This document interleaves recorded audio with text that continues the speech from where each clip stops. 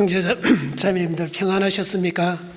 네, 제가 좀 아마추어인가 봅니다. 지금 말씀을 전해야 되는데 목도 많이 이렇게 쉬은 것 같고요. 그리고 또 혀독게 물려가지고 말이 제대로 나올지 참 걱정이 됩니다. 우리 형제자매님들이 많이 기도해 주시면 감사하겠습니다. 지금 이번 한 주간 이곳에서 낮전도 집회가 진행되고 있습니다. 같이 기도해 주시고요. 또 신용철 목사님께서는 저기 양산교회 대전도 집회를 인도하시고 계시고, 최형훈 목사님께서는 구례교회 대전도 집회를 인도하고 계십니다. 이를 위해서도 같이 기도해 주시면 감사하겠습니다. 기도하기 전에요, 항상 제가 단상에 서면 강조하는 것이 있는데요. 아마 기억하시는 분도 계실 겁니다.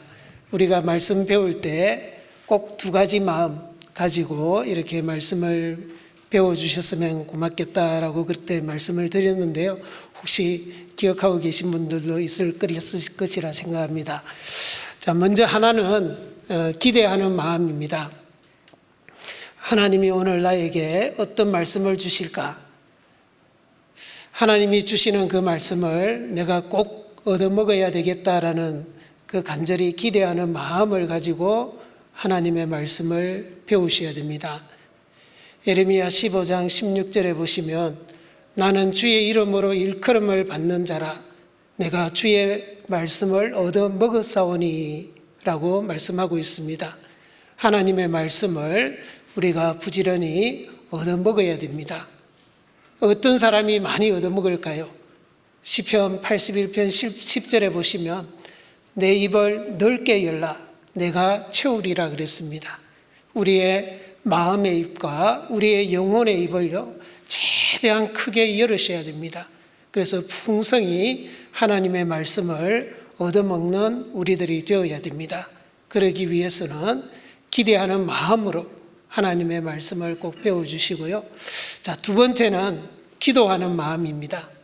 우리가 배우는 이 하나님의 말씀은 우리의 머리로, 우리의 또 지식이나 노력만으로 깨우칠 수 있는 말씀이 아닙니다. 성령의 인도하심과 성령의 도우심이 반드시 함께 해야 됩니다. 시편 119편 18절에 보시면 내 눈을 열어서 주의 법에 기이한 것을 보게 하소서라고 말씀하고 있습니다. 우리가 말씀 배우기 전에 꼭 먼저 기도하셔야 됩니다. 하나님, 오늘 저에게 꼭 필요한 말씀을 주십시오. 그 말씀을 통해서 먼저 제 자신을 돌아보게 하시고, 혹시 하나님 말씀 앞에 합당치 못한 삶이 있다면 깨우쳐 주시고 고쳐 주시고, 또 오늘 나에게 가장 필요한 말씀, 합당한 말씀으로 주셔서 나를 교훈해 주시고 올바른 길로 인도해 달라고 우리가 기도해야 됩니다. 기도 안 하신 분들은 지금 또 기도했으면 좋겠습니다. 먼저 같이 기도하겠습니다. 사랑과 은혜가 풍성하시고 자비로우신 아버지 하나님, 감사합니다. 이 세상 많은 사람들 가운데에서 먼저 우리를 불러 구원하시고 하나님의 귀한 자녀 삼아주신 은혜 감사드립니다. 또한 우리가 천국 갈 수 있는 믿음과 소망 가운데 살게 해주시고 몸된 교회를 통해서 늘 말씀과 또 사랑으로 우리를 양육해 주심에 감사드립니다. 또 우리 교회를 통해서 국내뿐만 아니라 해외 여러 곳에 이 복음이 활발하게 증거되게 해주시고 우리가 그 역사에 함께 동참할 수 있도록 기회를 주시고 은혜 주신 것 감사드립니다.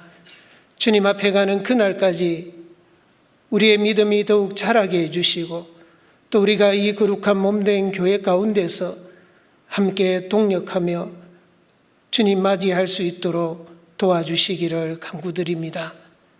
코로나19로 인해서 우리 형제자매님들 많이 지치고 또 피곤하고 그 가운데서 신앙이 연약한 모습이 드러날 때도 있습니다. 이러한 때에 주님께서 저희들에게 더 큰 은혜를 주셔서 저희들의 마음과 신앙을 붙들어 주셔서 우리 중에 한 사람도 이 믿음의 대열 가운데서 낙오하는 자 없게 해주시기를 간구드립니다. 또 이번 한 주간 여러 곳에서 집회가 진행되고 있습니다. 특별히 바로 이 자리에서 이번 한 주간 낮 집회가 진행되고 있습니다. 이곳에 참여하시는 분뿐만 아니라 또 영상으로 듣는 모든 분들이 끝까지 말씀을 잘 듣고 구원받을 수 있도록 은혜를 더하여 주시고, 말씀을 전하시는 이상옥 목사님 지혜와 능력으로 하나님의 말씀을 담대히 전할 수 있도록 도와주시고, 끝까지 건강을 지켜주셔서 유감없이 하나님의 말씀을 선포할 수 있도록 도와주시옵소서. 또 국내뿐만 아니라 해외 여러 곳에서도 이 복음이 전해지고 있습니다. 특별히 신영철 목사님 그 양산교회, 최영훈 목사님 구례교회 대전도 집회를 인도하고 있습니다. 말씀이 전해지는 곳마다 풍성한 열매로 하나님께서 화답해 주시기를 간구드립니다. 오늘 이 자리에 함께 하시는 모든 분들, 하나님께서 각 사람에게 합당한 말씀, 꼭 필요한 말씀으로 함께 하셔서 교훈해 주시고 책망해 주시고 또 바르게 해 주셔서 우리가 하나님의 사람으로 부족함이 없도록, 또 하나님의 일을 하는데 부족함이 없도록 주께서 인도해 주시옵소서. 한 시간의 말씀을 주 성령께 친히 의탁하오며 우리를 언제나 사랑하시는 우리 주 예수 그리스도 이름으로 기도드렸습니다. 아멘. 네, 다 같이 성경 히브리서 11장 말씀을 찾겠습니다. 히브리서 11장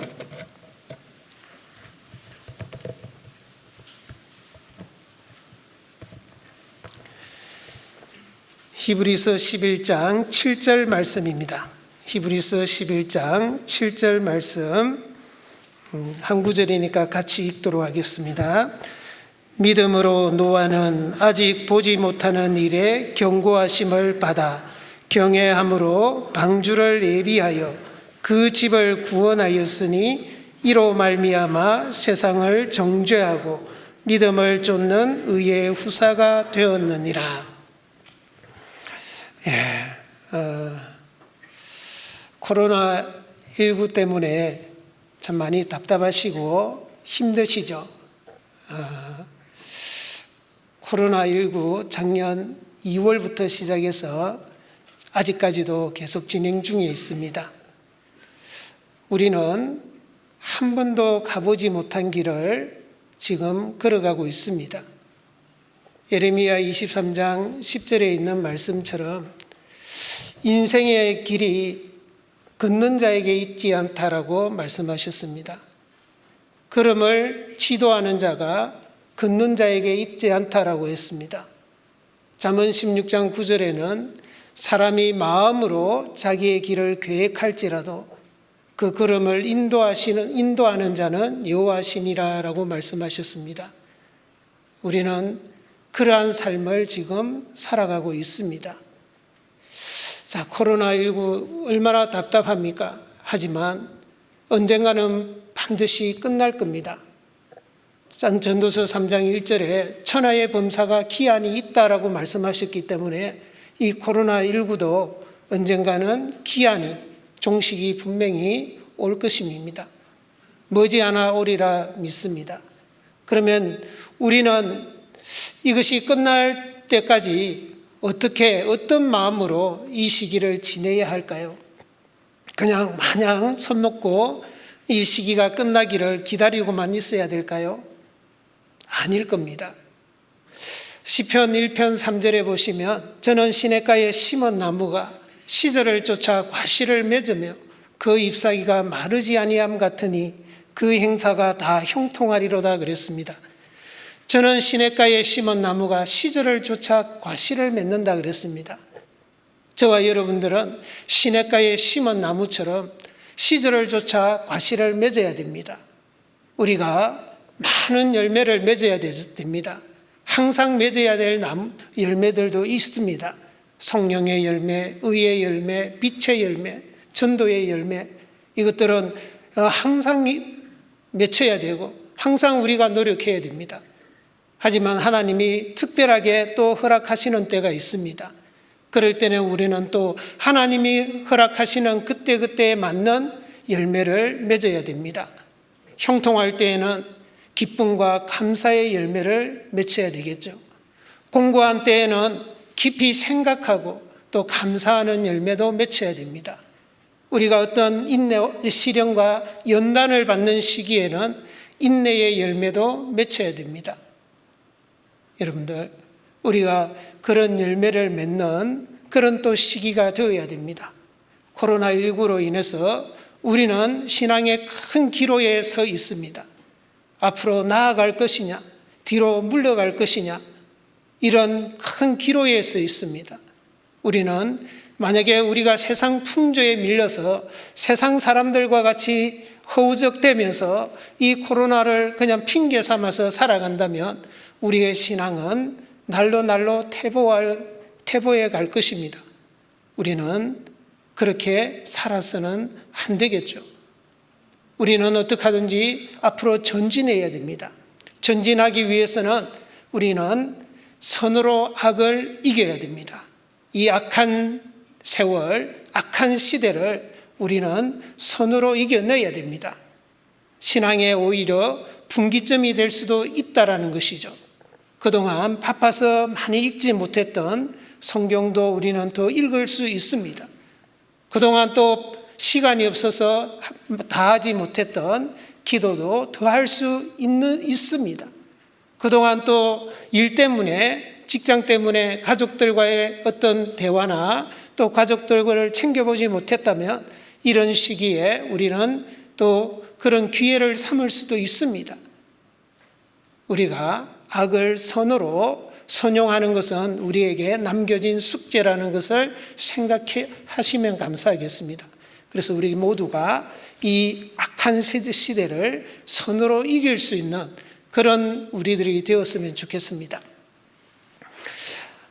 제가 이게 올라와서 이제 어떤 말씀으로, 어떤 주제로 우리 형제자매님들과 은혜를 나눌까 참 많은 고민과 기도를 사실 했습니다.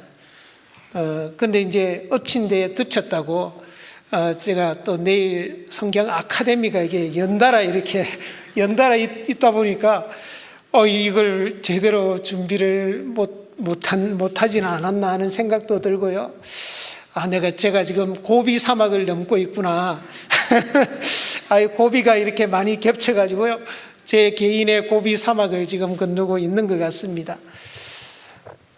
고민하고 또 기도 중에 지금 우리가 살아가는 이 시대와 가장 비슷한 시대가 언제일까 생각해 보니까 우리가 잘 알다시피 노아의 시대임에 틀림없습니다. 노아의 시대에 사람들이 온통 죄악 가운데 빠지고 강포가 충만하고 정말 그런 시대, 하나님은 홍수로 물로서 이 세상을 심판했습니다. 자, 우리가 살아가는 이 시대는 어떻습니까? 우리가 살고 있는 이 지금 시대는 어떠합니까? 아마 노아 시대보다도 훨씬 더 많은 죄악 가운데 살아가고 있음에 틀림없습니다. 그리고 우리가 살아가는 이 시대에 하나님께서는 마지막 불심판을 예고해 놓고 있습니다. 그리고 우리가 성경 강연회를 통해서 배운 모든 말씀을 종합해 봐도 마지막 시대에 이루어질 징조는 이미 다 이루어진 시대에 우리가 살고 있습니다. 예수님의 재림 그리고 마지막 심판을 앞두고 있기 때문에 노아의 시대랑 우리의 시대가 동일하지 않나 하는 생각이 듭니다. 베드로후서 3장 6절에서 7절에 보시면 이로 말미암아 그때 세상은 물의 넘침으로 멸망하였으되 이제 하늘과 땅은 그 동일한 말씀으로 불사르기 위하여 간수하신 바 되어 경건치 아니한 사람들의 그 심판과 멸망의 날까지 보존하여 두신 것이라 그랬습니다. 우리가 사는 이 시대가 그런 시대임에 틀림없습니다. 그래서 우리는 노아 시대에 살았던 그 사람들이 왜 홍수로 심판을 받았는지, 그리고 노아는 어떻게 살았길래 방주를 예비해서 온 가족을, 그리고 세상을 구원하는 그 일을 할 수 있었는지, 우리가 그것을 잘 배운다면 이 마지막 심판을 앞두고 있고 예수님의 재림을 앞두고 있는 우리가 이 마지막 시대를 어떻게 살아야 되는지에 대한 교훈을, 또 지혜를 얻을 수 있지 않나 하는 생각이 듭니다. 자, 먼저 창세기를 여기는 잡아 놓으시고요. 히브리서는 잡아 놓으시고 창세기를 한번 가보겠습니다. 창세기 6장입니다.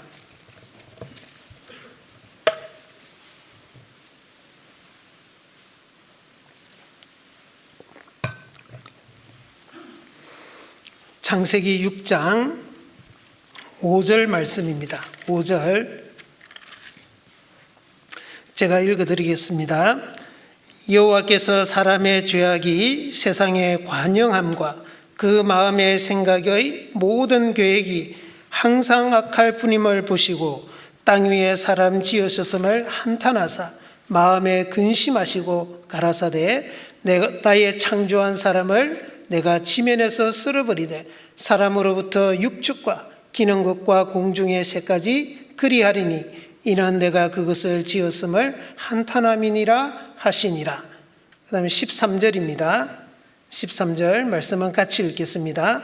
하나님이 노아에게 이르시되 모든 혈육 있는 자의 강포가 땅에 가득하므로 그 끝날이 내 앞에 이르렀으니 내가 그들을 땅과 함께 멸하리라. 자, 먼저 우리는 노아가 살았던 그 시대의 어떤 상황을 한번 살펴보는 것이 필요합니다.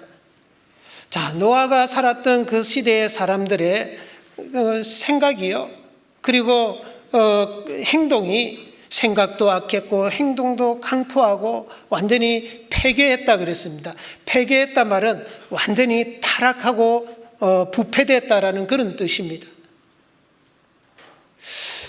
자, 누가 그렇게 된 것일까요? 자, 먼저는 하나님을 알지 못하는, 구원받지 못한 사람들이 그렇게 되었겠죠. 그죠? 그런데 여느 시대를 막론하고 구원받지 않는 사람들의 삶은 항상 죄 가운데 충만하고 죄악 속에서 살아가는 것이 일반적인 것입니다. 그들은 처음부터 그렇게 살게 되어 있습니다. 아기는 모태에서부터 멀어지고 나면서부터 곁길로 가도록 되어 있습니다. 그것이 하나님을 믿지 않고 구원을 얻지 못한 사람들의 본 모습입니다. 그는 시대를 막론하고 정도의 차이는 좀 있을지 모르겠지만은 항상 동일합니다. 예레미야 2장 19절에 보시면 내 하나님 여호와를 버림과 내 속에 나를 경외함이 없는 것이 악이요 고통이다 그랬습니다. 하나님을 떠나고 하나님을 경외하지 않는 거기서부터 악과 고통이 시작되는 것입니다. 로마서 1장 28절에는 저희가 마음에 하나님 두기를 싫어하며 하나님께서 그 상실한 마음대로 내어버려 두사 합당치 못한 것을 행하게 했다 그랬습니다. 그러면서 21가지 죄악이 쫙 나오는 겁니다. 자, 그렇다면 노아 시대라고 해서 물론 이제 정도의 차이는 있습니다. 더 강팍하고 더 죄 가운데 더 죄악이 충만한 것은 사실입니다. 하지만 심판을 불러온 결정적인 요인은 이 구원받지 않는 사람들의 그 죄악이 아닙니다. 당연히 그 죄악도 원인은 맞습니다. 그러나 결정적인 원인은 이 구원받지 않는 사람들의 그 어떤 죄악상이 아니다라는 것이죠. 그렇다면 무엇이 노아 시대에 홍수의 심판을 불러온 결정적인 원인이었을까? 요인이었을까? 우리는 그것을 찾아봐야 됩니다. 그것을 또 알아야 됩니다. 6장 1절입니다. 6장 1절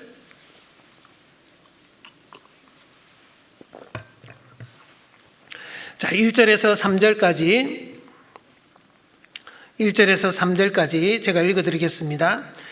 사람이 땅 위에 번성하기 시작할 때에 그들에게서 딸들이 나니 하나님의 아들들이 사람의 딸들의 아름다움을 보고 자기들의 좋아하는 모든 자로 아내를 삼는지라. 여호와께서 가라사대 나의 신이 영원히 사람과 함께하지 아니하리니 이는 그들이 육체가 됨이라. 그러나 그들의 날은 120년이 되리라 하시니라. 자, 여기 보시면 1절에 보시면 사람이 땅 위에 번성하기 시작할 때에 그들에게서 딸들이 나니 하나님의 아들들이 사람의 딸들의 아름다움을 보고 자기들의 좋아하는 모든 자로 아내를 삼는지라 그랬습니다. 여기 보시면 하나님의 아들들이 있고 사람의 딸들이 나옵니다. 하나님의 아들들은 어떤 사람은 어떤 또 이상한 사람들은 천사라고 그렇게 하는데 천사가 아닙니다. 이 하나님의 아들들은 셋의 후손들을 말하는 것입니다. 가인과 아벨이 하나님께 제사를 지냈을 때 하나님은 아벨의 제사를 받아주셨습니다. 그런데 가인이 그 아벨을 쳐 죽입니다. 아벨이 죽은 아벨 대신 하나님이 주신 아들이 셋입니다. 자, 아벨은 바로 예수님의 그 죽으신 예수님에 대한 그림자라면 셋은 부활하신 예수님에 대한 그림자입니다. 자, 그것을 통해서 이제 그 구원받은 성도가 태어나고 또 교회가 탄생되는 그 모습을 보여주는 것입니다. 그래서 셋이 에노스를 낳았을 때 에노스 그때에 사람들이 여호와의 이름을 불렀더라라고 하고 있습니다. 여호와의 이름을 불렀다라 말은 하나님을 믿고 하나님을 섬겼다라는 것입니다. 자, 셋의 후손들의 계보가 쭉 이어져 내려옵니다. 셋은 하나님의 약속의 자녀들입니다.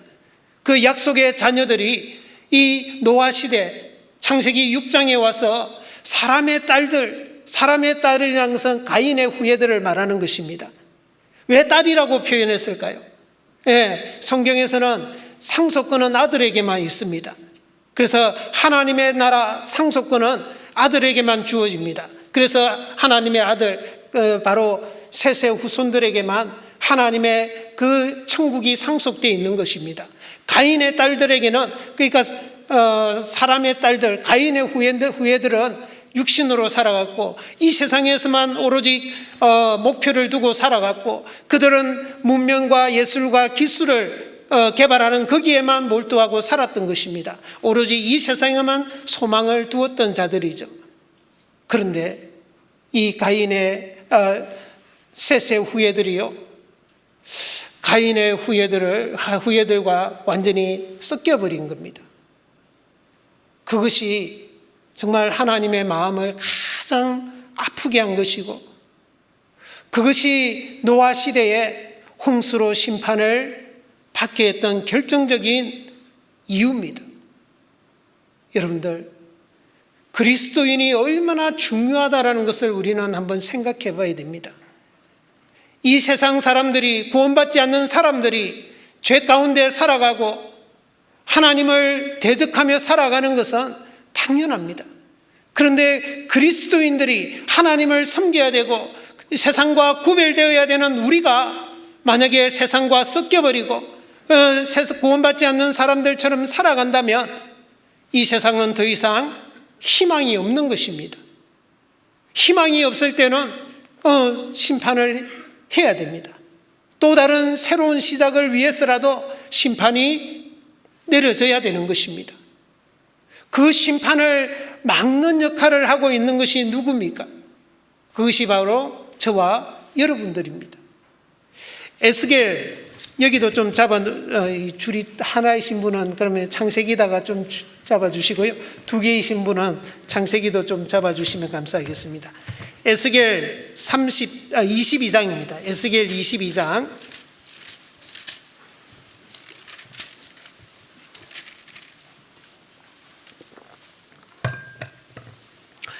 에스겔 22장 30절 31절입니다. 30절 31절 말씀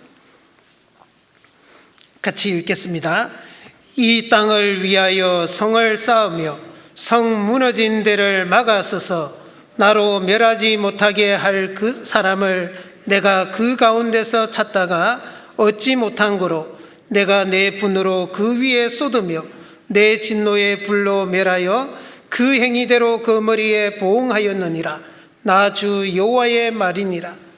자, 이 땅을 위하여 성을 쌓으며 성 무너진 데를 막아서서 나로 하나님으로 멸하지 못하게 할 사람을 그 가운데서 찾다가 얻지 못하니까 어떻게 됩니까? 그 분을 그 위에 쏟는 겁니다. 그 진노의 불로 멸하여요, 그 머리에다가 완전히 보응받게 하는 거예요. 하나님께서 말입니다. 근데 성을 쌓아주고 성 무너진 데를 막아서는 자들이 누굽니까? 바로 그리스도인입니다. 그리스도인만 그 역할을 할 수 있는 것입니다. 그렇기 때문에 하나님이 보실 때 이 세상에서 가장 중요한 사람, 가장 존귀한 사람이 누굽니까? 바로 저와 여러분들입니다. 그리스도인들입니다. 여러분들, 소돔과 고모라 성이 의인 10명이 없어서 불태워 멸망받은 겁니다. 예레미야 시대 때 예루살렘이 공의를 행하며 진리를 구하는 자 한 사람이 없어서요, 예루살렘이 망한 것입니다. 여러분들, 우리가 얼마나 중요하다는 것을 우리 형제자매님들이 인식해야 됩니다. 나 한 사람쯤이야 괜찮겠지, 별것 아니겠지, 그런 생각을 가져서는 안 됩니다. 나 한 사람이 얼마나 중요하다는 것을 오늘 보여주는 것입니다. 나 한 사람이 잘못되었을 때 나와 연결되어 있는 모든 사람이 다 망할 수도 있는 것입니다. 나 한 사람이 믿음을 지키고 나 한 사람이 그들을 막아서는 보류가 된다면 나로 인해서 그 모든 사람이 다 살 수도 있는 겁니다. 그것이 오늘 이 노아 시대의 사람들의 모습을 통해서 하나님이 우리에게 보여주시고자 하는 것입니다. 만약에 구원받은 우리 그리스도인들이 하나님의 일에는 무관심하고 하나님의 일에는 게을러서 태만하고, 그러나 육신적인 일, 세상적인 일에는 분주하고 거기에는 부지런하게 살아간다면요, 그것은 영적 게으름입니다. 영적 게으름입니다. 그것은 하나님 앞에 큰 잘못이고 저주를 자처하는 것입니다. 예레미야 48장 10절에 여호와의 일을 태만히 하는 자는 저주를 받을 것이다 그랬습니다. 이사야 5장 8절에서 12절에 보시면요, 가옥에 가옥을 연하며 전토에 전토를 더하며 빈틈이 없이 이 땅 가운데서 거하려 하는 자들은 화 있을진저 그랬습니다. 예, 가옥도 집도 계속 지어가고 전토도 더 넓혀가고 오로지 이 땅에 홀로 거하려고 하는 그 사람들은 화가 있다 그랬습니다. 그들이 연회에는 수금과 비파와 소고와 저와 포도주를 갖추었어도 여호와의 행하심을 관심치 아니하며 그의 손으로 하신 일에는 아무 생각을 하지 않는다라는 겁니다. 만약에 우리 그리스도인들이 그렇게 살아간다면 하나님이 우리에게 정말 거기에 합당한 징계를 주실 겁니다. 학계 한번 찾아보겠습니다. 학계, 미가 나옴 하박국 서바냐 학계 서가랴 말라기, 그 꼭 외워주시기 바랍니다. 학계, 서가랴 바로 앞에 학계입니다.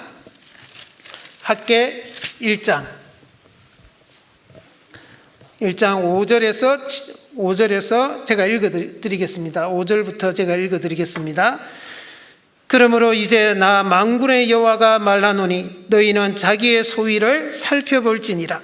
너희가 많이 뿌릴지라도 수입이 적으며 먹을지라도 배부르지 못하며 마실지라도 흡족하지 못하며 입어도 따뜻하지 못하며 일꾼이 싹쓸 받아도 그것을 구멍 뚫어진 전대에 넣음이 되느니라. 나 만군의 여호와가 말하노니 너희는 자기의 소위를 살펴볼지니라. 너희는 산에 올라가서 나무를 가져다가 전을 건축하라. 그리하면 내가 그로 인하여 기뻐하고 또 영광을 얻으리라. 나 여호와가 말하였느니라. 너희가 많은 것을 바랐으나 도리어 적었고 너희가 그것을 집으로 가져갔으나 내가 불어버렸느니라. 나 만군의 여호와가 말하노라. 이것이 무슨 연고뇨? 그 다음 같이 읽겠습니다. 내 집은 황무하였으되 너희는 각각 자기 집에 빨랐음이니라. 예. 하나님의 전을 건축하지 않고 하나님의 집은 황무한 상태로 있는데 자기 집을 꾸미고 자기 집을 넓히고 하는 거기에는 아주 빨리 움직이는 겁니다. 그래서 하나님이 징계를 내렸다라는 겁니다. 전대가 있으면, 전대라는 것은 오늘날로 하면 저금 아니면 통장 이게 돈을 모아두는 곳이라고 생각하시면 됩니다. 그게 구멍을 뚫어버리는 겁니다. 구멍을 뚫으니까 계속 새 나가는 겁니다. 또 가지고 가면 하나님이 후 하고 불어버리는 겁니다.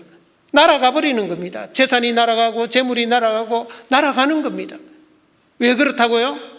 예, 우리가 하나님의 일에는 태만하고 우리가 육신적이고 세상적인 그런 일에는 분주하게 살아갈 때 우리 그리스도인들에게 하나님이 주시는 징계입니다. 여러분들, 노아 시대 때 셋의 후손들이 징계를 받았습니다. 그때 받아서 하나님이 특별한 옥에다가 가둬서 예수님이 십자가에 죽으시고 3일 만에 부활하시기 그 사이에요, 예수님이 그들에게 옥에 있는 영들에게 가서 복음을 전했다라고 베드로 전서 후서에는 말하고 있습니다. 자, 그만큼 우리는 이 징계를 무서워해야 됩니다.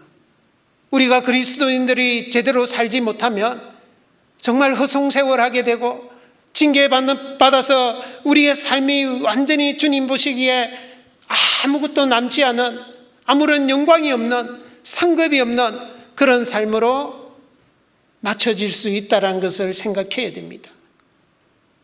자, 그런 셋의 후손들이 완전히 타락하고 세상과 섞여버리고 하나님의 일에는 무관심하고 오로지 먹고 마시고 장가가고 시집가가는 거기에만 열중하고 있었음에도 불구하고 하나님은 그들에게 또 한 번의 기회를 주십니다.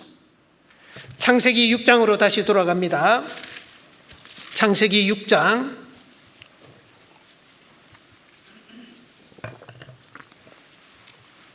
창세기 6장 3절입니다. 3절 말씀 같이 읽겠습니다. 여호와께서 가라사대 나의 신이 영원히 사람과 함께하지 아니하리니 이는 그들이 육체가 됨이라. 그러나 그들의 날은 120년이 되리라 하시니라. 자, 여호와께서 가라사대 나의 신이 영원히 사람과 함께하지 아니하리니, 이 영원이라는 것은 완전한 영원을 말하는 것이 아니고요, 오랜 시간을 말하는 것입니다. 성령을 거두가셨습니다. 언제 다시 성령이 오셨죠? 예, 오순절날 그때까지 성령은 거두가신 겁니다. 오랫동안 성령이 함께하지 않았다는 것은 역사적으로 말씀해 주고 있습니다. 그런데 그들이 육체가 됐다. 셋의 후손들, 정말 그들은 하나님의 영광을 위해서 살아야 되는데, 그들은 영적인 존재처럼 살아야 되는데 그렇게 살지 못하고 완전히 육체로 전락해버린 것입니다. 그런데 하나님은 바로 심판하신 것이 아니라 그들에게 돌이킬 수 있는 기회를 주신 겁니다. 120년이라는 시간을 허락하신 겁니다. 120년은 하나님이 오래 참으시는 기간이고, 셋의 후손들 뿐만 아니라 이 세상 사람들에게도 다시 한번 돌이킬 수 있는 기회를 주신 것이고, 또 노아에게는 방주를 예비할 수 있는 시간을 주신 것입니다. 우리의 무지와 우리의 또 고집과 또 우리의 어떤 잘못으로요, 사실은 우리도 하나님 앞에 잘못 살아가는 것이 많이 있을 것입니다. 그것 때문에 우리가 지금 이 자리에 있지 않고 그때 내가 그 죄를 지었을 때 하나님이 우리를 데려갔을 수도, 가버렸어도 아무런 핑계나 말을 할 수 없는 그런 일들도 있었을 겁니다. 그런데 하나님께서 아직도 우리를 이 땅에 살려주시고 남겨주신 것은 우리에게 기회를 주신다라는 것을 생각해야 됩니다. 노아처럼 한번 멋있게 한번 살다가 오라고요. 한번 기회를 주시는 겁니다. 주께는 하루가 천년 같고 천년이 하루 같은 이 사실을 기억하라 그랬어요. 잊지 말라 그랬습니다.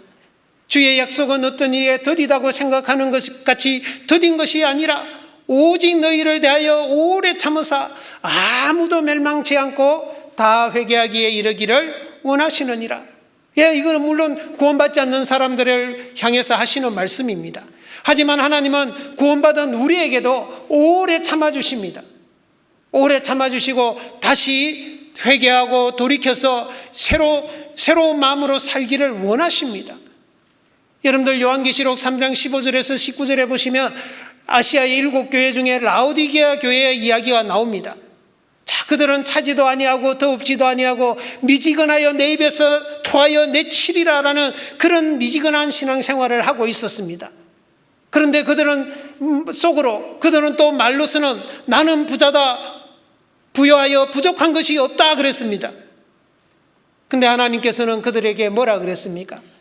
내 공고한 것과 내 가련한 것과 가난한 것과 눈먼 것과 벌거벗은 것을 알지 못한다 그랬습니다.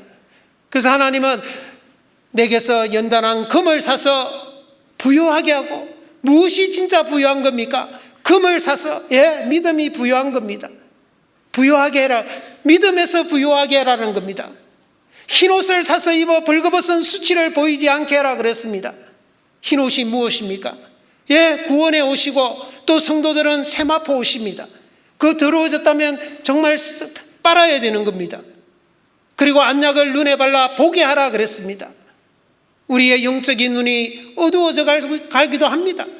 그럴 때 어떻게 해야 됩니까? 빨리 그렇게 돌이켜야 됩니다. 그러면서 뭐라고 하십니까? 내가 열심을 내라, 회개하라라고 말씀하고 있습니다.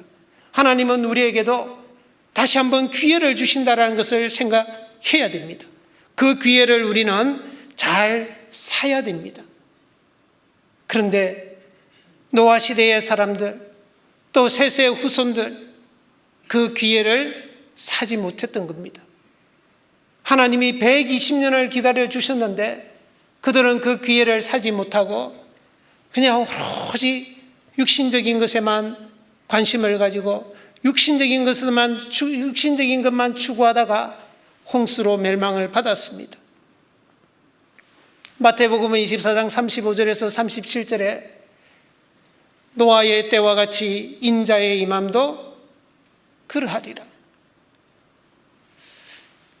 홍수 전에 노아가 방주에 들어가던 날까지 사람들은 먹고 마시고 장가들고 시집가고 있으면서 홍수가 나서 저희를 다 멸하기까지 깨닫지 못하였으니 인자의 임함도 그러하리라. 여러분들, 우리 형제자매님들, 정말 우리가 혹 이 노아 시대의 사람들처럼 그렇게 살고 있는 것은 없습니까? 나의 관심은 오로지 먹고 마시는 것, 장가들고 시집가는 것, 롯의 때와 같으리니, 그러면서 그때는 뭐라 그랬습니까? 사고 팔고 심고 집 짓고 오로지 거기에만 관심이 있다라는 것입니다. 우리는 우리의 삶 속에서 혹시 그러한 모습이 있다면 이 시간을 통해서 또 돌이키고 주님 앞에 새로운 마음으로 살고자 해야 되는 것입니다. 자, 그런 상황 속에, 그런 암울한 시절 속에 노아는 달랐습니다. 노아가 어떻게 살았길래, 노아는 어떻게 살았을까요? 한번 보겠습니다. 창세기 6장 8절입니다. 8절 같이 읽겠습니다. 그러나 노아는 여호와께 은혜를 입었더라. 자, 그러나 노아는 여호와께 은혜를 입었더라. 하나님 보실 때요, 정말 이 세상이 캄캄했을 겁니다.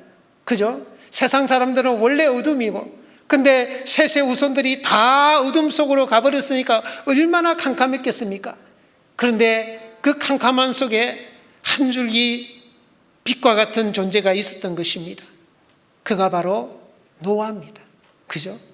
노아는 셋의 후손들이 다 타락해서 그 세상 사람들과 같이 그렇게 죄 가운데 살아가고 하나님의 일에는 무관심하게 살아가고 있을 때 노아는 그렇게 살지 않았습니다. 노아는 정말 하나님을 의지하고 하나님을 사랑하고 그리고 하나님과 동행하면서 살았습니다. 왜? 노아는 여호와께 은혜를 입었더라. 참 중요합니다. 은혜를 입을 수 있는 사람이 되어야 됩니다. 저와 여러분들도 은혜를 입을 수 있는 사람. 그런데 한번 생각해 봤습니다. 그러면 하나님이 그 시대에 다른 사람에게는 은혜를 안 줬을까? 하나님이 안 줬을 리가 없습니다. 분명히 하나님은 모든 사람에게 분명히 은혜를 주었을 겁니다. 그런데 왜 다른 사람들은 그 은혜를 받은 사람답게 살지 못하고 노아만 그렇게 살았을까요? 우리는 그 문제에 대해서도 한번 깊이 생각을 해봐야 됩니다. 우리가 정말 구원받은 은혜도 너무 감사하잖아요. 그리고 구원받은 이후에 우리가 이 땅에 지금 살아서 신앙생활을 하고 있다는 것도 너무 감사한 겁니다.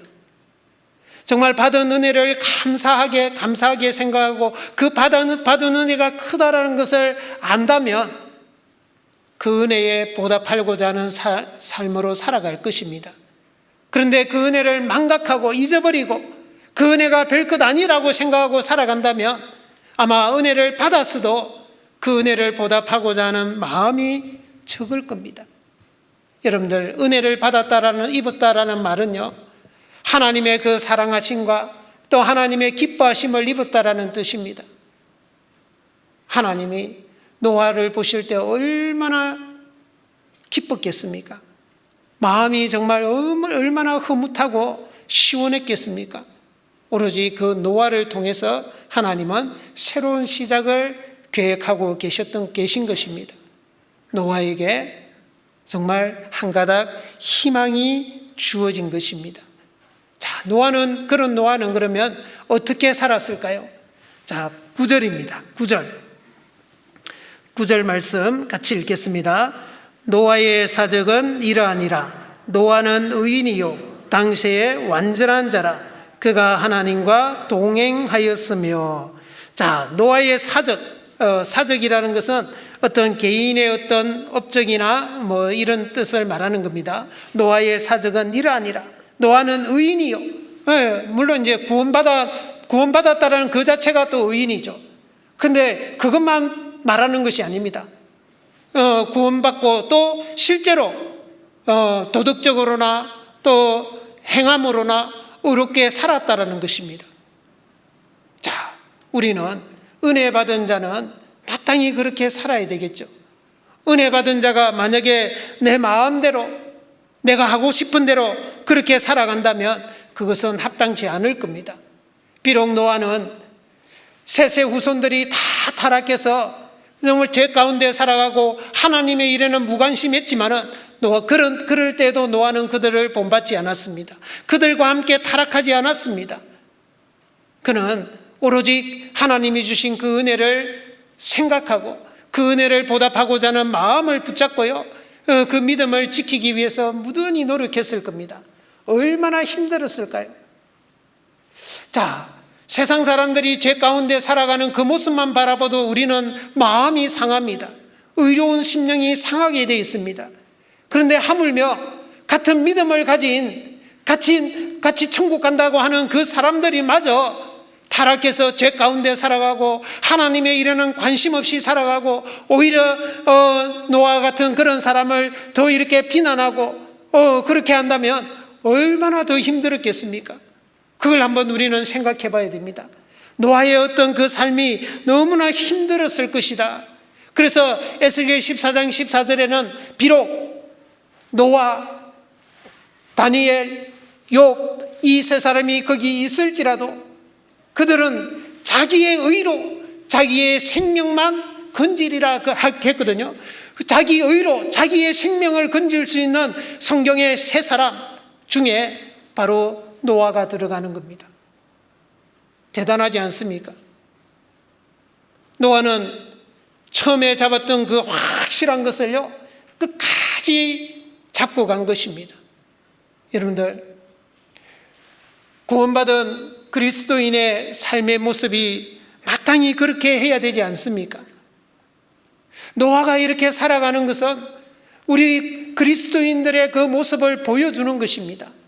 우리가 구원을 받았다면, 우리가 하나님의 자녀가 맞다면, 내가 하나님으로 은혜를 받은 자가 맞다면 마땅히 이 세상과 구별되어야 됩니다. 왜 구별되어야 되죠? 이 세상은 어둠에 속해 있기 때문에 그렇습니다. 우리는 빛에 속해 있습니다. 이 세상은 마귀의 편에 있습니다. 우리는 하나님 편에 있는 자들이기 때문에 마땅히 구별되어야 됩니다. 마땅히 우리는 구별된 삶을 살아야 되는 것입니다. 이사야 52장 말씀을 찾겠습니다. 이사야 52장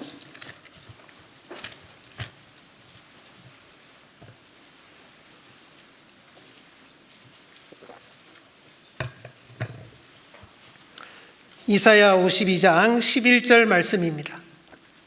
11절 말씀 같이 읽겠습니다. 너희는 떠날지어다 떠날지어다 거기서 나오고 부정한 것을 만지지 말지어다. 그 가운데서 나올지어다. 여호와의 기구를 매는 자여 스스로 정결케 할지어다. 자, 너희는 떠날지어다 떠날지어다 거기서 나오고 부정한 것을 만지지 말라 그랬습니다. 우리는 구별되어야 됩니다. 그러므로 형제들아, 내가 하나님의 모든 자비하심으로 너희를 권하노니 너희 몸으로 하나님이 기뻐하시는 거룩한 산제사로 드리라 그랬습니다. 이것은 너희의 드릴 영적 예배니라.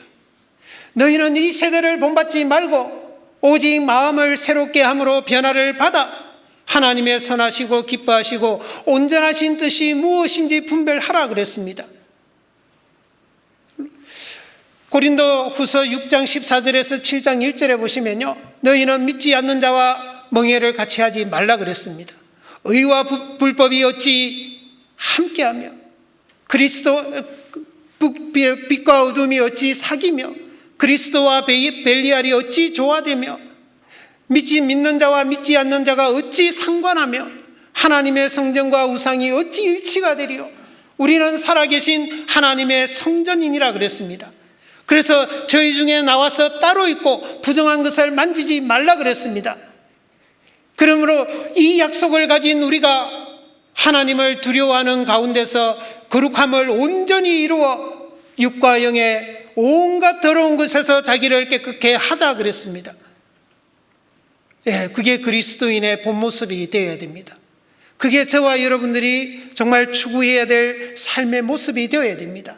구별되었기 때문에 하나님은 노아에게 특별한 일을 또 줄 수 있었던 거고, 노아는 또 하나님과 동행할 수 있었던 거고, 노아는 또 하나님 앞에 귀하게 쓰임받을 수 있었던 것입니다.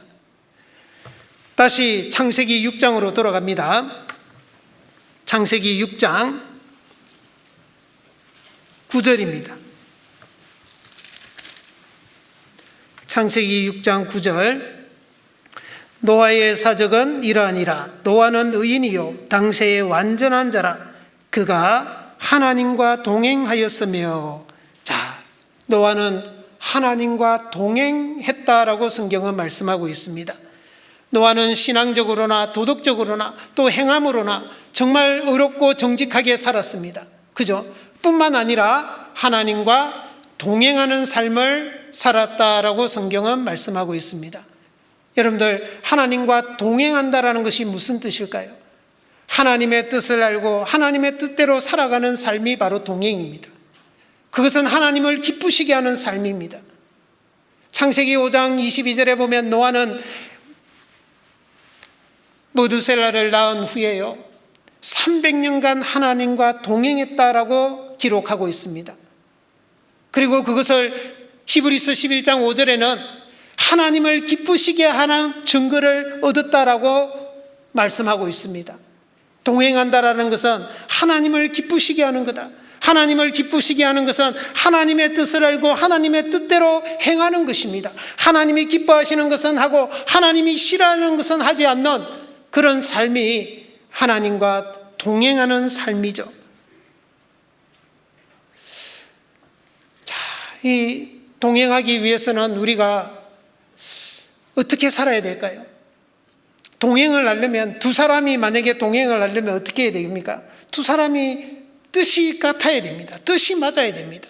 아모스 3장 3절에 있는 말씀처럼 두 사람이 의합지 못하고야 어찌 동행하겠으며 그랬습니다. 두 사람이 동행할 때도 의합지, 뜻이 합하지 않으면, 뜻이 같지 않으면 어찌 동행할 수 있느냐? 동행할 수 없다라는 것이죠. 그러면 우리가 하나님과 동행하려면 하나님이 우리의 뜻에 맞춰야 되겠습니까? 우리가 하나님의 뜻에 맞춰야 되겠습니까? 물으나 말합니다. 당연히 우리가 하나님의 뜻에 맞춰야 됩니다. 그러면 우리를 향한 하나님의 뜻이 무엇일까요? 여러분, 우리를 향한 하나님의 뜻이 무엇이죠? 예, 성경에 많이 나옵니다. 그래서 우리가 성경을 계속 읽고 배워야 되는 이유가 거기에 있습니다. 여러분들 이 자리에 오늘 왜 와 있습니까? 그냥 수요일이니까 나왔습니까? 아닙니다. 여러분들 이 자리에 우리가 말씀을 배우러 나온 겁니다. 왜 말씀을 배워야 되는 것이죠? 예, 하나님의 뜻을, 나를 향한 하나님의 뜻이 무엇인지 우리가 깨우치기 위해서, 알기 위해서 오는 겁니다. 너희로 하여금 하나님의 신령한 지혜와 총명에 하나님의 뜻을 아는 것으로 채우게 하시고, 골로새서 1장 9절에 보시면요, 모든 신령한 지혜와 총명에 하나님의 뜻을 아는 것으로 채우라 그랬습니다. 그래야 주께 합당히 행하며 범사에 기쁘시게 하며 모든 선한 일에 열매를 맺게 하시며 하나님을 아는 것에 자라게 하시는 겁니다. 그 출발이 무엇입니까? 하나님의 뜻을 아는 것으로 채우라는 겁니다. 오늘 하나님, 저에게 하나님의 뜻을 알게 해주십시오. 우리가 하나님의 말씀을 읽을 때도, 우리가 하나님의 말씀을 배울 때도 하나님의 뜻을 알게 해달라고. 빌립보서 2장 13절에 보시면 너희 안에서 행하시는 이는 하나님이시니 자기의 기쁘신 뜻을 위하여 너희로 소원을 두고 행하게 하시나니 그랬습니다. 하나님은 하나님이 기뻐하시는 그 뜻을 우리의 마음에다가 심어서 우리를 통해서 이루어지기를 원하신다라는 것입니다. 교회를 통해서도 이루어지기를 원하시고 우리 개인의 각 성도 한 사람 한 사람을 통해서도 그 하나님이 기뻐하시는 선한 뜻이 이루어지기를 원하신다라는 것입니다. 그것을 하나님은 소원을 두고 있다라는 것입니다. 그래서 우리는 그 하나님과 동행하기 위해서 하나님이 좋아하시는 것은 우리도 좋아하고요, 하나님이 싫어하시는 것은 우리도 싫어해야 됩니다. 그게 동행이에요. 여러분들, 하나님 말씀대로 순종해서 살아가는 삶, 노아는 그렇게 살았다라고 성경은 기록하고 있습니다. 창세기 6장 22절입니다. 창세기 6장 22절 같이 읽겠습니다. 노아가 그와 같이 하되 하나님이 자기에게 명하신 대로 다 준행하였더라. 7장 5절 말씀도 같이 읽겠습니다. 노아가 여호와께서 자기에게 명하신 대로 다 준행하였더라. 예, 다 준행했다. 다 준행했다. 자, 하나님이 노아에게 명하신 것이 특별한 사명이 무엇이죠? 예, 방주를 짓는 겁니다. 여러분들 한번 생각해 보십시오. 방주 지을 때 사람들이 지나가면서 노아한테 뭐라고 그랬겠습니까? 여보시오, 노아 양반 지금 뭐 하고 있어? 하고 물어보지 않았겠습니까? 그럼 노아가 뭐라 그랬겠습니까? 예, 내가 지금 방주를 짓고 있습니다. 왜 짓소? 그러면 예, 하나님이 지어라 그랬어요. 하나님이 이 방주가 다 지어지면 하늘에서 비가 내리고 홍수가 내려서 이 세상을 심판한다고 했어요. 그러면 지나가는 사람이 뭐라 그랬어요? 지금까지 한 번도 비가 온 적이 없는데 이 파란 하늘, 이 깨끗한 하늘에서 어떻게 비가 내린단 말이냐, 그것도 홍수가 어떻게 온단 말이냐. 노아 양반 정말 뭔가 이게 잘못되었구먼, 돌았구먼, 미쳤구먼 하고 안 놀렸겠습니까? 많은 사람들이 반대했겠죠. 우리 옛날에 어린이 찬양이 있잖아요. 노아 할아버지 배를 만든다, 노아 할아버지 배를 만든다, 하나님 말씀을 따라서 배를 만든다. 앞집에는 김서방, 뒷집에는 박서방, 모두가 반대하여도 하나님 말씀 따라 배를 만든다. 예, 모두가 반대했다. 모두가. 그렇지 않았겠습니까? 그런 상황에서 끝까지 방주를 짓는다. 그도 100년 이상을 끝까지 짓는다. 그게 쉬웠겠느냐 말입니다. 얼마나 외로운 싸움이었을 겁니다. 노아는 오롯이 하나님의 말씀만 붙들고요, 방주를 지은 겁니다. 그 노아의 그 마음과 노아의 그 삶을 한번 깊이 묵상해 본다면 노아가 얼마나 대단한 일을 하고 있는지 우리는 조금이라도 엿볼 수 있습니다. 그죠? 노아는 그 삶이 하나님과 동행하는 겁니다. 하나님 말씀대로 꾸준히 묵묵히 누가 뭘 하든지 간에 아랑곳하지 않고 그냥 하나님 말씀대로만 간 겁니다. 그리고 또 노아는 이렇게 살았습니다. 베드로 후서 2장을 보겠습니다. 베드로 후서 2장 5절입니다. 베드로후서 2장 5절 같이 읽겠습니다. 옛 세상을 용서치 아니하시고 오직 의를 전파하는 노아와 그 7 식구를 보존하시고 경건치 아니한 자들의 세상에 홍수를 내리셨으며. 자, 옛 세상을 용서치 아니하시고 오직 의를 전파하는 노아와 그랬습니다. 오직 의를 전파하는. 노아가 방주만 지은 것이 아니잖아요. 노아는 방주를 지으면서도 이 의를 전파했습니다. 이 의라는 게 뭘까요? 예, 하나님의 심판에 대한 것일 겁니다. 하나님이 홍수로 심판을 하신다라는 것. 그리고 여러분들이 나와 같이 방주를 탄다면 여러분들이 살 수 있다라고 하나님의 은혜와 구원에 대해서도 전했을 겁니다. 근데 사람들은 그 노아의 전도를 받아들이지 않았습니다. 하지만 노아는 그럼에도 불구하고 계속 그들에게 전했던 겁니다. 여러분들, 우리 형제자매님들, 자, 이 노아의 삶이 은혜 받은 자, 구원받은 자의 마땅한 자세가 아닙니까? 우리가 받은 구원이 얼마나 소중하고 얼마나 큽니까? 히브리서 2장 3절에 우리가 이같이 큰 구원을 등한히 여기면 어찌 피하리요? 우리가 받은 구원이요, 이같이 큰 구원이라 그랬습니다.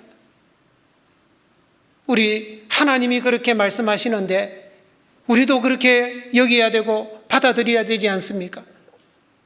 이렇게 큰 구원을 받은 자 어떻게 살아야 됩니까? 시편 116편 12절에 있는 말씀처럼 여호와께서 내게 주신 모든 은혜를 무엇으로 보답할꼬? 하나님이 나에게 주신 모든 은혜를 무엇으로 보답할꼬? 시편 118편 17절 말씀도 잘 아시잖아요. 내가 죽지 않고 살아서 여호와의 행사를 선포하리로다. 우리가 이 땅에 살아있는 이유와 목적이 여호와의 행사를 선포하는 것입니다. 디모데후서 4장 2절에 있는 말씀처럼 너는 말씀을 전파하라. 때를 얻든지 못 얻든지 항상 힘쓰라 그랬습니다. 우리는 우리 주변에 이뤄져 가고 있는 이 구원에 대해서 알지 못하는 그 영혼들에게 우리가 전해야 됩니다. 여러분들, 전하는 자는 풍채를 살피면 안 됩니다. 전도서 11장 4절에 있는 말씀처럼 풍채를 살펴보는 자는 파종하지 아니할 것이요 그랬습니다. 우리가 전도할 때 이 사람 저 사람 풍채 자꾸 형편 헤아려 주면요, 전도할 사람 한 사람도 없습니다. 이 사람은 고집이 너무 세서 안 되고, 저 사람은 관심이 없어서 안 되고, 이 사람은 무서워서 안 되고, 이렇게 빼고 저렇게 빼고 이렇게 빼면요, 한 사람도 전도할 사람 없습니다. 여러분들, 죽어가는 환자를 두고 의사가요, 환자 어떤 사정 봐주는 의사가 어디 있습니까? 아이고, 이 썩어가는 뼈를 잘라내면 아플 건데, 아이고, 이게 지금 퍼지고 있는 이 암세포 배를 갈라서 나중에 꺼내놓으면 흉하고 아플 건데, 그 환자 사정 봐주는 의사가 어디 있습니까? 어떻게 해야 됩니까? 일단 살려놓고 봐야죠. 우리가 왜 전도합니까? 하나님께서 전도에 미련한 것으로 믿는 자들을 구원하시기를 기뻐하셨다 그랬습니다. 사도 바울은 내가 복음을 전할지라도 자랑할 것이 없으면 부득불할 일임이라. 만일 복음을 전하지 아니하면 내게 화가 있을 것이다 그랬습니다. 그런 마음으로 복음을 전한 것입니다. 의를 전하는 노아도 그런 마음으로 살았고 그런 마음으로 복음을 전했던 것입니다. 여러분들, 우리가 어떻게 하면 조금이라도 더 전도를 잘할 수 있을까요? 먼저는요, 우리 마음에 그 영혼을 구원해야 되겠다라는 간절한 마음과 기도가 있어야 됩니다. 로마서 10장 말씀을 찾겠습니다. 로마서 10장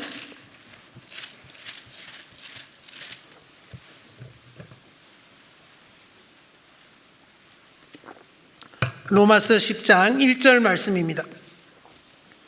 로마서 10장 1절 같이 읽겠습니다. 형제들아, 내 마음에 원하는 바와 하나님께 구하는 바는 이스라엘을 위함이니 곧 저희로 구원을 얻게 함이라. 자, 여러분들, 이 말씀 잘 보십시오. 형제들아, 내 마음에 원하는 바, 먼저 내 마음에 원하는 바, 그리고요, 그 다음은 하나님께 구하는 바, 뭐죠? 이스라엘의 구원입니다. 여러분들 주변에 있는 영혼들의 구원을 위해서 여러분들이 먼저 가져야 될 게 내 마음에 원하는 바가 되어야 되고, 또 우리 하나님께, 주님께 구하는 바가 되어야 됩니다. 우리가 전도를 조금이라도 더 잘하려면 내가 저 영혼을 건져야 되겠다는 간절한 마음과 기도가 반드시 있어야 됩니다. 우리의 마음이 어디까지 가면 좋을까요? 바로 옆에 있습니다. 9장 1절에서 3절입니다. 9장 1절에서 3절 똑같이 읽겠습니다. 내가 그리스도 안에서 참말을 하고 거짓말을 아니하노라. 내게 큰 근심이 있는 것과 마음에 그치지 않는 고통이 있는 것을 내 양심이 성령 안에서 나로 더불어 증거하노니, 나의 형제 곧 골육의 친척을 위하여 내 자신이 저주를 받아 그리스도에게서 끊어질지라도 원하는 바로라. 예, 사도 바울은 정말 자기 형제 골육 친척이요, 구원을 받을 수만 있다면 내가 그리스도에게서 끊어질지라도 원하는 바다. 얼마나 간절히 원했으면 우리에게도 그런 마음이 있다면, 그런 간절한 마음이 있고 하나님께 기도한다면 분명히 지금보다 더 많은 영혼을 건져낼 수 있을 것입니다. 우리가 또 전도를 더 잘하기 위해서는 우리의 마음에 담대함을 가져야 됩니다. 에스겔 3장 7절에서 9절에 보시면 하나님이 에스겔 선지자를 이스라엘 족속에게 보낼 때 그들은 이마가 굳고 마음이 강팍하다 그랬습니다. 그들이 내 말을 듣지 않을 것이라고. 그래서 에스겔에게 뭐라고 그럽니까? 그들의 얼굴을 대하도록 내 얼굴을 굳게 하고, 그들의 이마를 대하도록 내 얼굴을 더 굳게 하고, 네 이마를 화석보다 더 굳은 금강석같이 하겠다 그랬습니다. 화석이라는 것은 부싯돌입니다. 부싯돌. 돌보다도 더 굳은 단단한 금강석이라는 것은 다이아몬드입니다. 다이아몬드같이 단단하게 해서 그들에게 내가 복음을 전할 수 있도록 해주겠다라는 겁니다. 히브리서 10장 35절에 보시면 너희 담대함을 버리지 말라. 이것이 큰 상을 얻느니라 그랬습니다. 담대함을 버리면 안 됩니다. 38절 39절에는 오직 나의 의인은 믿음으로 말미암아 살리라. 또한 뒤로 물러가면 내 마음이 저를 기뻐하지 아니하리라. 우리가 뒤로 물러가면 하나님이 기뻐하지 않습니다. 우리는 뒤로 물러가 침륜에 빠질 자가 아니요 오직 영혼을 구원함에 이르는 믿음을 가진 자다 그랬습니다. 영혼을 구원함에 이르는 믿음을 가진 자, 그게 바로 우리 그리스도인이고 그런 삶을 우리가 살아야 됩니다. 담대하게 그들에게 전해야 됩니다. 그리고 우리가 좀 더 전도를 잘하기 위해서는 우리가 또 자기 희생이 동반되어야 됩니다. 요한복음 12장 24절에는 한 알의 밀이 땅에 떨어져 죽지 아니하면 한 알 그대로 있고 죽음에 많은 열매를 맺느니라 그랬습니다. 우리가 복음을 전하는데 우리의 시간, 우리의 물질 당연히 희생해야 됩니다. 더 나아가서 우리의 자존심, 우리의 인격에 희생돼야 됩니다. 더 나아가서는 우리의 생명까지도 예산에 집어넣어야 됩니다. 사도 바울은 사도행전 20장 24절에 나의 달려갈 길과 주 예수께 받은 은혜 곧 하나님의 은혜에 의해 복음 증거하는 일을 마치려 하면은 나의 생명을 조금도 귀한 것으로 여기지 아니한다 그랬습니다. 에스더와 같은 일사각오의 마음도 우리도 가져야 됩니다. 죽으면 죽으리라. 그런 마음까지 우리가 가진다면 지금보다 더 많은 영혼을 건져낼 수 있을 겁니다. 또 우리가 지금보다 더 전도를 하기 위해서는 지혜롭게 전해야 됩니다.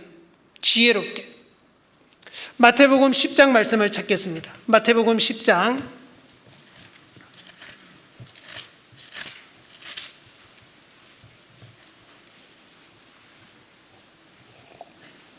마태복음 10장 16절 말씀입니다. 16절 말씀 같이 읽겠습니다. 보라, 내가 너희를 보냄이 양을 이리 가운데 보냄과 같도다. 그러므로 너희는 뱀같이 지혜롭고 비둘기같이 순결하라. 예수님이 하신 말씀입니다. 보라, 내가 너희를 보냄이 양을 이리 가운데 보냄과 같다. 그러므로 너희는 뱀같이 지혜롭고 비둘기같이 순결하라. 아주 지혜롭게 전도해야 된다 이 말씀입니다. 예수님이 실제로 보여줍니다.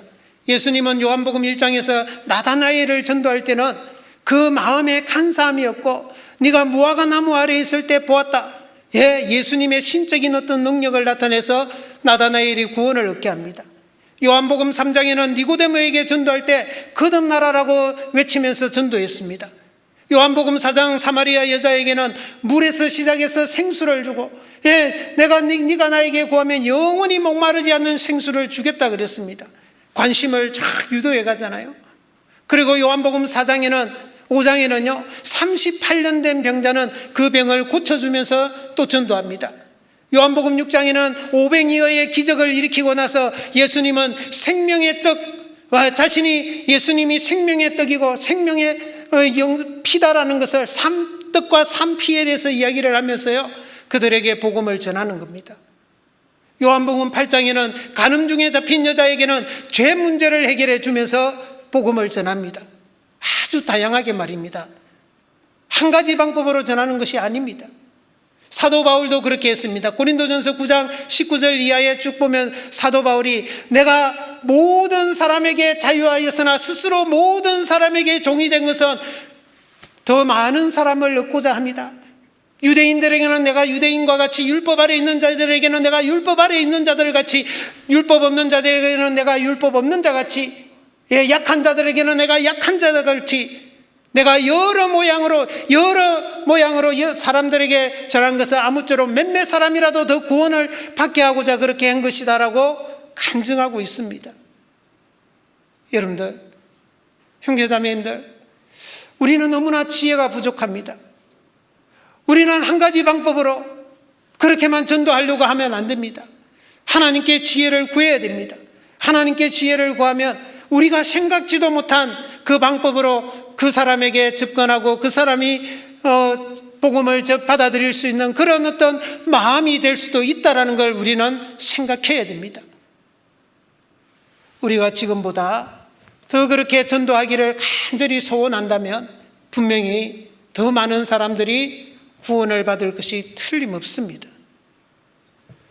그리고 그렇게 살았던 노아에게 하나님이 어떤 축복을 주셨습니까? 히브리서 11장 우리 처음에 찾았던 말씀입니다. 히브리서 11장 7절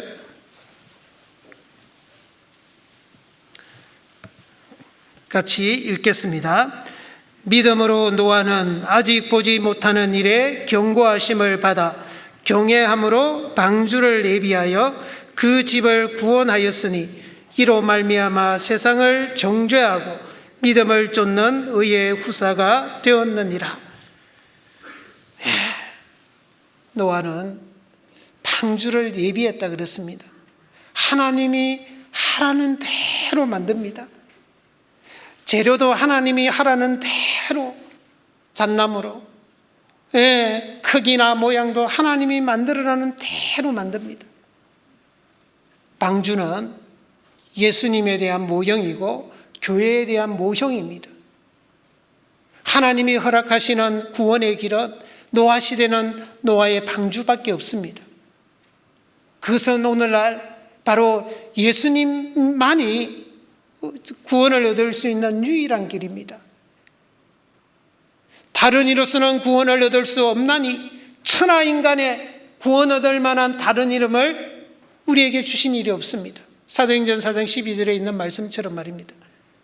예수님께서도 요한복음 14장 6절에 예수께서 가라사대 내가 곧 길이요 진리요 생명이니 나로 말미암지 않고는 아버지께로 올 자가 없느니라 그랬습니다. 예수님만이 하나님이 인정하시는 구원의 길입니다. 자, 그래서 그것은 오늘날에도 마찬가지고 노아 시대도 마찬가지입니다. 그런데 노아가 방주를 약 100년 이상 계속 만들었습니다. 많은 어떤 반대와 오해와 비난과 조롱에도 불구하고 말입니다. 끝까지 만들어서 완성했습니다. 거기에 그것 때문에, 그 방주 때문에 자기도 살고 자기 가족도 살고 이 모든 동물들도 살았던 것입니다. 만약에 노아가 너무 힘들어서 중도에 포기해버렸으면 어떻게 됐을까요? 자기도 살지 못하고 자기 가족도 살지 못하고 그렇게 됐겠죠. 하나님이 또 다른 누군가를 통해서 물론 했겠지만 자기와 자기 가족은 살리지 못했을 겁니다. 여러분들, 우리 형제자매님들 많이 힘들죠. 우리가 구원받고 또 그 천국 가고 이렇게 교회 생활하면 열심히 하면 우리 주변의 형제자, 그 가족들 또 주변 사람들이 나를 아는 사람들이 좋아합니까? 안 좋아합니다. 싫어합니다. 야, 너 이상해졌어. 너 너무 그렇게 빠지면 안 돼. 너 그러다가 재산 다 갖다 바치고 쫄딱 망하는 거 아니야? 너 미친 것 같아. 그러다가 전도라도 하면 어떻습니까? 벌레 보듯이 막 징그럽게 보고 왕따 시키고 막 심한 말도 하고 더 나아가서 어떤 사람은 핍박도 하죠. 그 가운데 있으면 우리가 정말 어떤 때는 너무 힘들고 지쳐서 또 낙심이 되고 또 나 혼자라는 그 외로움과 또 나의 무능함과 연약함으로 인해서 포기하고 싶은 그런 마음까지도 들 때도 있습니다. 그러나 우리는 절대 포기하면 안 됩니다. 잠언 24장 16절에 있는 말씀처럼요, 대저인은 7번 넘어질지라도 다시 일어나려니와. 우리는 다시 일어나야 됩니다. 그죠? 다시 일어나는 겁니다. 다시 일어나야만이 만약에 노아가 중간에 포기했다면 자기뿐만 아니라 자기 가족도 살리지 못했던 것처럼 만약에 우리가 중도에 포기한다면 우리의 가족, 나에게 달려있는 내가 아는 많은 사람들의 그 영혼을 어떻게 우리가 살릴 수 있겠습니까? 여러분들, 내가 지금 비록 힘들고 어떤 때는 지치고 그렇게 할지라도 우리는 교회 안에서요 우리의 신앙을 지켜나가야 됩니다. 여러분들, 이 교회가 여러분들의 가족들, 여러분들의 그 아는 사람들, 그 영혼을 건지는 길이 되고 수단이 틀림없이 될 것입니다. 디모데전서 3장 말씀을 찾겠습니다. 디모데전서 3장 디모데전서 3장 15절입니다. 디모데전서 3장 15절 같이 읽겠습니다. 만일 내가 지체하면 너로 하나님의 집에서 어떻게 행하여야 할 것을 알게 하려 함이니 이 집은 살아계신 하나님의 교회요 진리의 기둥과 터이니라. 이 집은 살아계신 하나님의 교회다 그랬습니다. 교회는 진리의 기둥과 터입니다. 진리가 이 교회 속에 있는 것입니다. 방주가 정말 노아와 노아 가족들 그리고 세상에 있는 짐승 동물들을 살렸던 그 수단이 된 것처럼 우리가 끝까지 교회 가운데 붙어 있다면요, 그 교회를 통해서 우리의 주변에 있는 많은 사람들이 구원을 받게 될 것입니다. 예수님이 요한복음 15장 3절 이하에 이렇게 말씀하십니다. 너희는 내가 일러준 말로 이미 깨끗하였으니 내 안에 거하라. 나도 너희 안에 거하리라.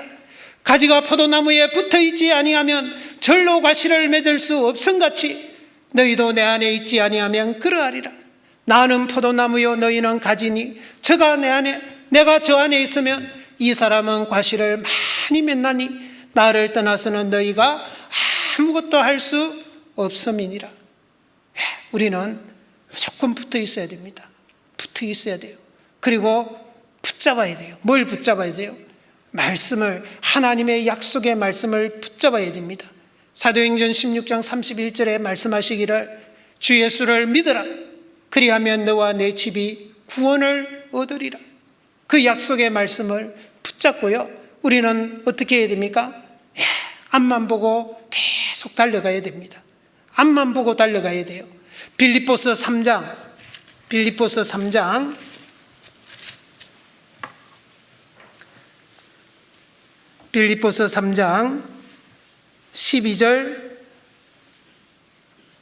12절에서 14절입니다.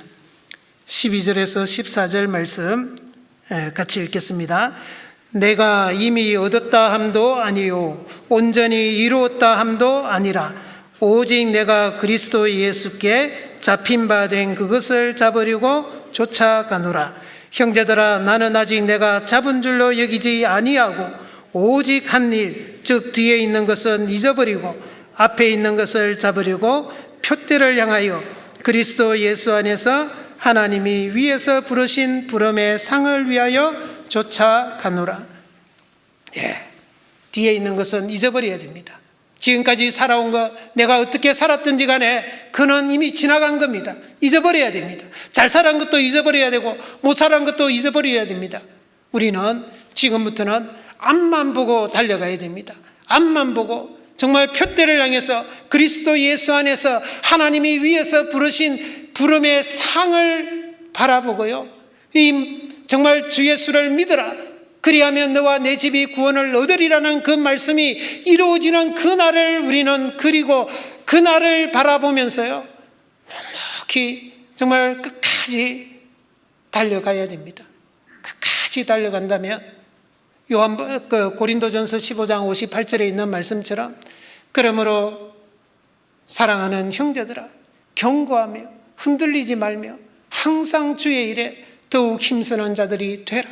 이는 너희 수고가 주 안에서 헛되지 않을 줄을 알미니라. 우리의 수고는 결코 헛되지 않을 것입니다. 우리 형제자매님들, 그 소원하는 바가 반드시 이루어질 것입니다. 그것을 바라보고 조금만 더 참고 조금만 더 힘내서 우리가 달려갔으면 좋겠습니다. 같이 기도하겠습니다. 주님 은혜 감사합니다. 오늘도 저희들에게 말씀을 허락해 주시고 이 배운 말씀을 우리 마음판에 더욱 새겨서 우리가 마땅히 어떻게 살아야 될지를 더욱 알게 해주시고 또 우리가 배운 말씀대로 살아가는, 그리하여 노아처럼 하나님으로부터 많은 복을 받는 귀한 삶이 되게 해주시옵소서. 또 계속되는 전도 집회 끝까지 함께 하셔서 많은 영혼들이 구원받는 귀한 역사로 함께 해주시옵소서. 우리를 사랑하시는 예수님의 이름으로 기도드렸습니다. 아멘.